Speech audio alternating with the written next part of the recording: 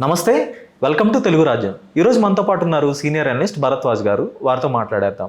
Sir నమస్తే. నమస్తే అండి.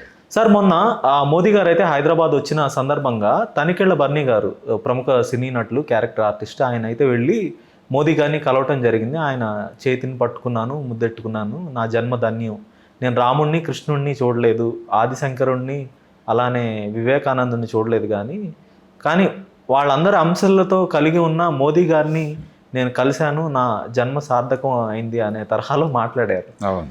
సో చాలామంది సినీ నటులు కూడా కొంత మోదీకి దగ్గరగా ఉండటం, మోదీని వెళ్ళి కలిసి రావటం, ఇప్పుడు ఎన్టీఆర్ లాంటి వ్యక్తులు కూడా అమిత్ షాని గతంలో కలవటం జరిగింది. సో ఎలా చూస్తారు? మోహన్ బాబు గారు వెళ్ళారు, తర్వాత ఆయన గురించి పొగడ్తల వర్షం కురిపించడం, ఇట్లా ఆయన మానవాతీతుడు, ఆయన ఒక దైవాంశ సంబుధుడు అనే తరహాలోనే వీళ్ళందరూ కూడా చెప్తున్నారు. అంటే ఒకటండి, ఆయన పవర్ఫుల్ అనేది ప్రపంచానికి అర్థమైంది. ఆయన పవర్ఫుల్ కాదు, ఆయన వెనకాల ఉన్నటువంటి పరివారం పవర్ఫుల్ అనేది అర్థమైంది. సంఘ్ పరివార్ అనేది చాలా పవర్ఫుల్ అనే విషయం ప్రపంచానికి అర్థమైపోయిన తర్వాత దాంతో ఎలా వ్యవహరించాలి అనే ప్రోగ్రాంలోకి వెళ్తారు ఎవరైనా సరే. కనుక నెమ్మదిగా ప్రతి ఒక్కరూ అటునుంచి ఇటు నడవటం మొదలయ్యి ఈ కాషాయం దిశగా నడక మొదలైంది. అయితే తనికెళ్ల భరణి గారి గొడవ దగ్గరికి వస్తే ఆయన ఏదో పద్మశ్రీ ఆశించి ఈ వ్యాఖ్యని చేశారు అని చాలామంది మాట్లాడుతున్నారు. ఆయన బ్రెయిన్లో పద్మశ్రీ కోసం స్కీమింగ్ ఉందని కూడా నేను అనుకోవడం లేదు. కానీ నా ఉద్దేశం ఏంటంటే, చాలామంది కేవలం తనికెళ్ల భరణిని చూస్తున్నాం మనం, కానీ చాలామంది బుర్రల్లో ఈ అభిప్రాయం ఉంది. అంటే వస్తు ప్రయోజనమో ధన ప్రయోజనమో కాకుండా భావజాలపరమైన పొల్యూషన్ జరిగిపోయి ఉంది. భారతదేశాన్ని కాపాడుతున్నటువంటి శక్తులుగా వాళ్ళని చూస్తున్నారు. వాళ్ళు ఆడుతున్నటువంటి పొలిటికల్ డ్రామాల్లో భాగంగా జరుగుతున్న వ్యవహారం అంటే విపరీతంగా హిందూ మతం ప్రమాదంలో ఉంది అనేటువంటి దాన్ని ఎక్కించేశారు. ఆ ప్రమాదం మైనారిటీల నుంచి జరుగుతోంది, దాన్ని కాపాడుకోవడానికి మనం బలంగా మాట్లాడాలి. ఇప్పటిదాకా ఉదారవాదం అనే దాంతో మనని మనం చంపేసుకున్నాం. ఆ ఉదారవాదాన్ని చంపేసుకోగలిగితేనే మన మతం బతుకుతుంది అనేటువంటి ఒక నేరేటివ్ని బలంగా జనంలోకి తీసుకెళ్లారు. ఇంకెంతకాలం సహనం, ఇంకెంతకాలం కొట్టించుకుందాం, ఇంకెంతకాలం వంగి ఉందాం, ఇలా ఒక ప్రొవోకింగ్ ప్రోగ్రాంలోకి వెళ్ళి జనాలందరినీ రెచ్చగొట్టేటువంటి ప్రయత్నం చేశారు. ఆ రెచ్చిపోయిన వాళ్ళలో చాలామంది ఉన్నారు. ఇప్పుడు తనికెళ్ల భరణి కూడా ప్రారంభంలో ఇలా లేడు. తనికెళ్ల భరణి నటుడు కాదు, ఆయన రచయిత, కవిగా మొదలైంది ఆయన ప్రయాణం. ఆంధ్రజ్యోతిలో కొత్త కళలు అనేటువంటి శీర్షికలు ఆయన కవిత్వం రాసుకునేవాడు. ఆ రోజున కొంచెం సామాజిక స్పృహ, సామాజిక గందరగోళం రెండూ ఉన్నాయి ఆయనలో. అంటే రిజర్వేషన్ మీద ఆయన తన పద్ధతిలో తను రియాక్ట్ అయ్యాడు. అంటే ఎప్పుడు ఆయన అటు ఇటు కదల్లా, ఆయనకి ఒక స్టాండ్ ఉంది. ఆయన పుట్టి పెరిగిన సమూహం, ఆయన ఏ కులంలో పుట్టాడో ఆ కులం తాలూకా భావజాలంతోనే నడిచాడు ఆయన ఇంటి పట్టు మనిషి తన కళ్ళజోడులో నుంచి మాత్రమే ప్రపంచాన్ని చూశాడు. అంతే తప్ప ఎక్కడా ఒక అడుగు అటో ఇటో వేయలేదు. ఆ పరిధిలో కొంత డెమోక్రటిక్గా ఉండటానికి ప్రయత్నం చేశాడు. ఆ డెమోక్రటిక్గా ఉండే ప్రయత్నం కూడా ఆయనకు కలిగించింది నాటక రంగం. ఆయన కవిత్వంలో నుంచి నాటకాల్లోకి ఎక్స్పాండ్ అయ్యాడు రాళ్లపల్లి గారి మూలంగా. అటు ఎక్స్పాన్షన్ అవుతున్న దశలో రాళ్లపల్లి గారి దగ్గర శిష్యుడిగా మారాడు ఈయన. మారినప్పుడు అందులో కొంత జీవితం అర్థమవుతుంది. ప్రతి నటుడికి జీవితం తెలుసు. నటనలో ఉన్నాడు, అడిగి ప్రపంచం తెలియదని బయట వాళ్ళు అనుకుంటారు, కానీ నటులకి తెలిసినంత ప్రపంచం ఇంకొకటికి తెలిసే అవకాశం లేదు. ఎందుకంటే అనేక పాత్రలతో ఇంటరాక్ట్ అవుతారు వాళ్ళు వేదిక మీద. అనేక పాత్రలను వీళ్ళు స్వయంగా పోషిస్తారు. ఈ క్రమంలో వాళ్ళకు కొంత ప్రపంచం అర్థమవుతుంది. కనుక ఈయన రచయిత కూడా, నాటక రచయిత కూడా. ఈ నాటక రచయిత అలాగే సినిమా రచయిత కూడా. ఆయన సినిమాల్లోకి రచయితగానే ప్రవేశించాడు. ఆయన ఈ ప్రయాణం అంతటా కూడా ఆయన అభిరుచులు, ఆయన దృక్పథం, దానికి సంబంధించినటువంటి కొన్ని బ్యారియర్స్లో ఉన్నాడు ఆయన. అవి బద్దలు కొట్టుకుని బయటకు వచ్చింది లేదు. అక్కడే ఉన్నాడు. అక్కడ ఉంటున్న క్రమంలో మార్కెట్లో ఈ నేరేటివ్ పెరుగుతూ వెళ్ళింది. ఏది మతం ప్రమాదంలో ఉంది అని. తను దైవభక్తుడు కూడా, దైవభక్తి కూడా ఉంది ఆయనకి మాత్రమే కాదు, సినిమా రచయితలు, నాటక రచయితలు, నటులు వీళ్ళందరిలోనూ చాలామందిలో ఉంటుంది. అది ఆయనలోనూ ఉంది. ఆయనలోనూ ఉండటం వలన ఆయన ఏమిటి ఇవన్నీ కనెక్ట్ చేసుకుంటూ వెళ్ళాడు. ఆ కనెక్ట్ చేసుకునే క్రమంలో ఆట కథరా శివ ఇలాంటి రచనలు చేశాడు, వేదికల మీద పాడాడు. ఆ సందర్భంగా కూడా ఆయన మీద ఒక ముద్ర పడింది. అదేంటంటే ఆయన శివుడి ఓరియంటేషను, ఆయన విష్ణుద్వేషి అని ట్రోల్ చేశారు ఆయన. ఓకే, గాయపడ్డాడు, ఇదేమిటి గొడవ నాకు అని. ఇలా జరుగుతూ వెళ్తోంది ఆయన లైఫ్. ఆయనకు అనిపించింది చెప్పుకుంటూ వెళ్తూ ఉంటాడు. ఆ చెప్పటంలో భాగమే ఆయన నరేంద్ర మోడీలో హీరోని చూస్తున్నాడండి. దాన్ని కాదని అనలేము. ఆయన భావజాలం, ఆయన బ్రాటప్, ఆయన చిన్నప్పటి నుంచి పెరిగిన వాతావరణం, వాటన్నిటి నుంచి డ్రైవ్ అయిపోయినటువంటి ఒక అభిప్రాయంతో ఉన్నాడు ఆయన. ఆయనలో కృష్ణుణ్ణి, రాముణ్ణి, శంకరాచార్యుణ్ణి ఇంతమందిని చూస్తాడు ఆయన నరేంద్ర మోడీలో. కానీ ఆయనలో ఒక హిట్లర్ ఉన్నాడు, ఆయనలో ఒక ముసోలిని ఉన్నాడు. హిట్లర్ని డామినేట్ చేసిన ముసోలినియే కీలకంగా ఉన్నాడు ఆయనలో. కనుక ఆయనలో ముసోలిని కనిపించాడని దండం పెట్టుకోలేదు. ఆయనలో ముసోలిని కనిపించుంటే పారిపోయి ఉండేవాడు అక్కడ నుంచి. కానీ ఈయనకి వీళ్ళందరూ కనిపించారు ఆయనలో. కనిపించటం అనేది ఈయన కళ్ళజోడు సమస్య కాదు, ఈయన మెదడుకు సంబంధించిన సమస్య. అది ఈయన భావజాలానికి సంబంధించిన సమస్య. ఈయనకి జీవితం తెలియదు అని అనుకోను నేను.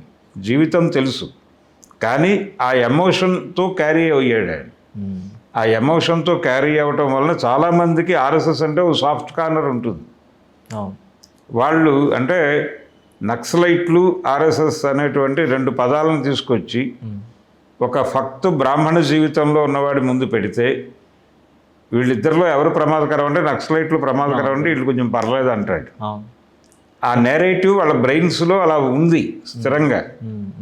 నిజంగా అక్కడ లోతుల్లోకి పెడితే అక్కడి నుంచి కూడా ఎవర్షన్ వచ్చి పారిపోయి వస్తారు వీళ్ళు.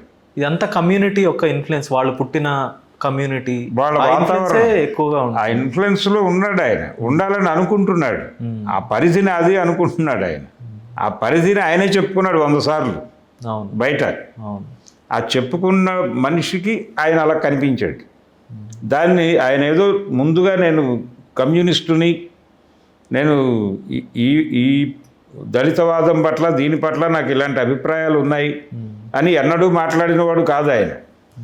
సాహిత్య వాదాల దిశగా కూడా ఎప్పుడూ వెళ్ళలేదు ఆయన.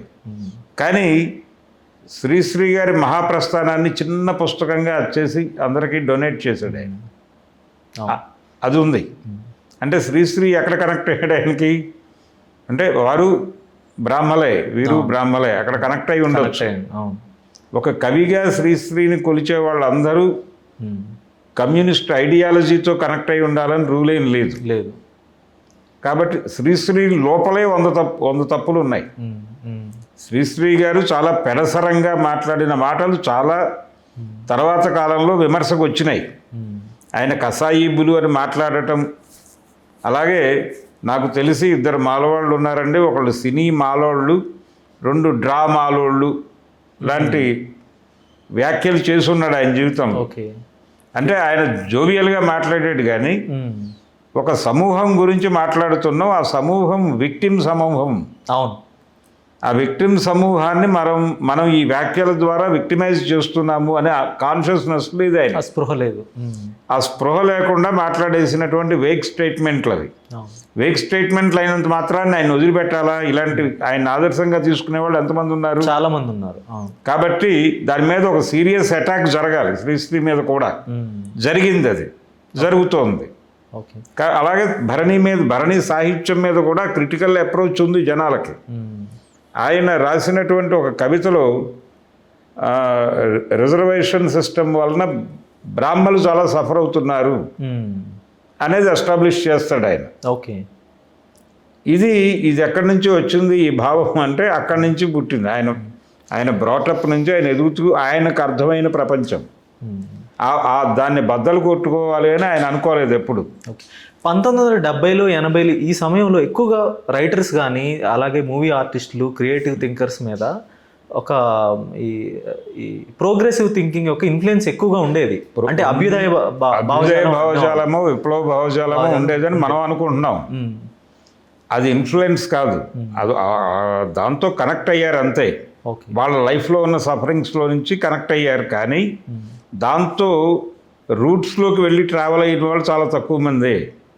వీళ్ళందరూ ఆ రోజున లెఫ్ట్తో కనెక్ట్ అయిన చాలామంది ఇప్పుడు బీజేపీతో కనెక్ట్ అయి ఉన్నారు. అంత ఈజీగా ఎలా ట్రాన్స్ఫర్ అయ్యారు వాళ్ళు? అదే ఇప్పుడు ఎంవిఎస్ హర్నాథరావు గారు అని ఒక రైటర్ గారు ఉండేవారు.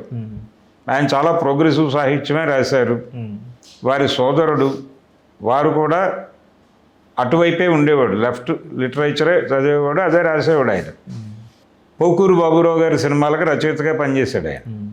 ఆయన ఈ మధ్య ప్రకాష్ రాజు గారి మీద అలా విరుచుకుపడటం చూశాను నేను. ఈయనేమిటి ఇలా రియాక్ట్ అవుతున్నాడు అని నాకు బాధ వేసినప్పటికీ అర్థం చేసుకున్నాను ఈ పరిధి ఇది అని.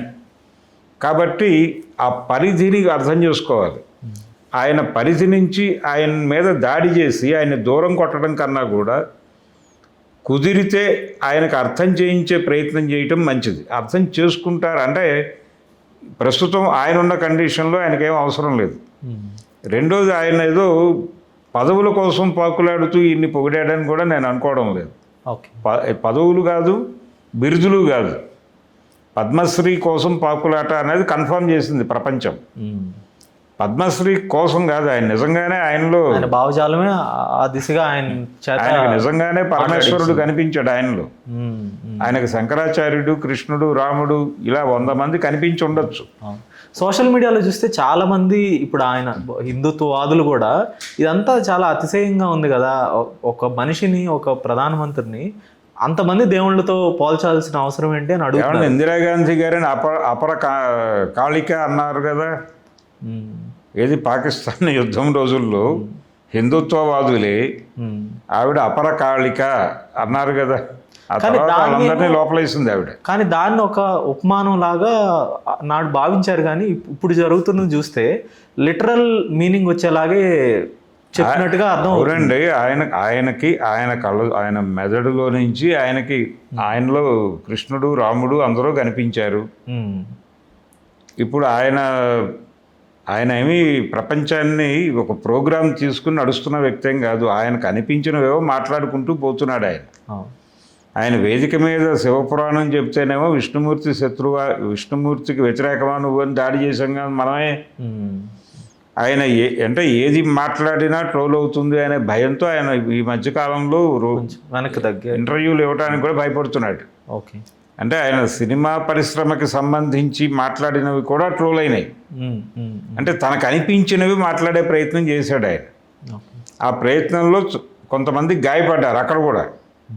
ఎక్కువగా సినిమా నటులు, సినీ నేపథ్యం ఉన్న వ్యక్తులు, రైటర్స్ కానీ డైరెక్టర్లు వీళ్ళందరూ కూడా కొంత అతిశయోక్తులతో మాట్లాడతారు, వాళ్ళు ఒక డెల్యూషన్స్లో ఉంటారనే ఒక అభిప్రాయం కూడా ఉంది. అది లౌక్యం.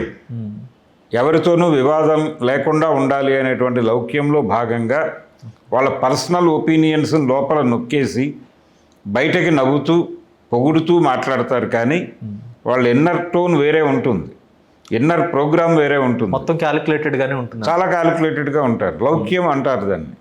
అమాయకత్వం కాదు, అది చాలా లౌక్యంతో వ్యవహరిస్తారు వాళ్ళు. నవ్వుతూ మాట్లాడిన ప్రతి సినిమా వాడి హృదయంలో కూడా మన పట్ల అదే అభిప్రాయంతో ఉన్నాడు అని అనుకోవడం తప్పు. బయట రాజకీయ నాయకులు ఎలా బిహేవ్ చేస్తారో సినిమా నటుల్లోనూ వాళ్ళకి అంటే వాళ్ళ ప్రోగ్రామింగ్లో వచ్చేస్తుంది. అది ఎందుకు వస్తుంది అంటే వాళ్ళ లైఫ్ అలాంటిది. కాబట్టి ఎక్కడ ఏ తేడా వచ్చినా మన సఫర్ చేసేవాడు ఎవడో తయారవుతాడు, సాధ్యమైనంత వరకు లౌక్యంగా వెడదాం అనే టోన్లోనే పెడతారు. ఇవన్నీ అయిపోయిన తర్వాత ఇక మనం సినిమాతో మనకు సంబంధం లేదన్నప్పుడు క్రిటికల్గా మాట్లాడతారు. అంటే మొత్తం వాళ్ళ లైఫ్ అంతా అయిపోయిన తర్వాత క్రిటికల్గా మాట్లాడతారు. కాట్రగడ్డ మురారి గారు నవ్విపోజురు గాక అని పుస్తకం రాసి రాఘవేంద్రరావు గారి మీద, వాళ్ళ మీద, చిరంజీవి మీద, వాళ్ళందరి మీద చాకిరేవు పెట్టాడు కదా. ఎంఎస్ రెడ్డి గారు ఆటోబయోగ్రఫీలో అందరి మీద క్రిటిసిజం పెట్టాడు కదా. ఎన్టీ రామారావు గారి మీద కూడా చాలా వ్యాఖ్యలు అవునండి, సీనియర్ ఎన్టీఆర్తో ఆయన సినిమాలు తీశాడు, సఫర్ అయ్యాడు. రోజు వెళ్ళి వాళ్ళ ఇంట్లో కూర్చునేవాడు ఆయన. ఎంఎస్ రెడ్డి గారు ఆయన పట్టించుకునేవాడు కాదు. డబ్బుల కోసం కాదు, ఆయన సినిమా అవకాశం. చేస్తాడేమో అని, ఓకే. కానీ ఇంకొక తన బ్యానర్లో సినిమా చేస్తాడేమో అని రోజు వెళ్ళి అక్కడ కూర్చునేవాడు. ఆయన మిగిలినవన్నీ మాట్లాడేవాడు కానీ ఇది మాట్లాడేవాడు కాదు. భరణి గారికి కూడా లౌక్యం ఉంది, కాకపోతే ఏంటంటే ఇన్ఫ్లుయెన్స్ కూడా ఉంది. ఆ సంఘటనలో ఎమోషనలైజ్ అయ్యాడు ఆయన. నరేంద్ర మోడీని కలిసిన సందర్భం ఆయనకి ఎమోషనల్గా రిజిస్టర్ అయింది. ఆ ఎమోషన్ని ఆయన ప్రపంచంతో షేర్ చేసుకోవాలనుకున్నాడు. ఓకే. అది అందులో ఎవరి కోణం వాళ్ళు ఎతికేశారు. ఆయన కోణంలో ఎవరు చూడట్లేదు విషయం. ఆయన ఎవరు, ఆయన ఏమిటి, ఆయన ఇంతకుముందు ఏం చెప్పాడు ప్రపంచానికి అని కోణంలో చూసి కదా ఆయన మీద దాడి చేయాల్సింది. ఇప్పుడు ఆయన మీద దాడి చేసి మనం సాధించేది కూడా ఏమీ లేదు. ధన్యవాదాలు sir. Thank you. Hello, Telugu రాజ్యం ఛానల్ చూస్తున్నారా? సామాజిక, రాజకీయ, జీవన చిత్రణే తెలుగు రాజ్యం. అతిశయోక్తులు, అసత్యాలు ఉండవు. రాజకీయ కోణం కాదు, ప్రజా కోణమే కొలబద్ద. తెలుగు రాజ్యం వీక్షణ మీ ఉత్తమ అభిరుచికి నిదర్శనం.